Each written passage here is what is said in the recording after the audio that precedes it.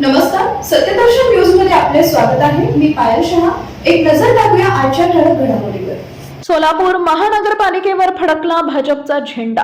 सोलापूर महानगरपालिका निवडणूक 2026 मध्ये भारतीय जनता पार्टीला मोठा विजय मिळालाय. भारतीय जनता पार्टीनं स्वबळावर 102 जागा निवडल्या असून दुसरीकडे एकनाथ शिंदे यांची शिवसेना आणि अजित पवारांच्या राष्ट्रवादी काँग्रेसची युती झाली होती. शिवसेनेनं युतीसाठी बराच प्रयत्न केला, परंतु भाजपनं प्रतिसाद दिला नाही. पक्षाने या निवडणुकीची संपूर्ण जबाबदारी पालकमंत्री जयकुमार गोरे यांच्या खांद्यावर दिली होती.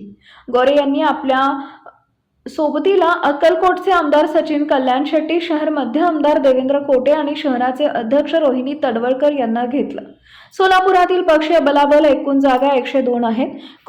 भाजप 87, काँग्रेस 2, शिवसेना 4, राष्ट्रवादी 1, MIM 8. सोलापूर महानगरपालिकेवर भाजपचा झेंडा फडकल्यानं शहरात भाजपप्रेमी सर्वत्र फटाके उडवत मिरवणुकीच्या माध्यमातून विजय उत्सवामध्ये सामील झाले आहेत.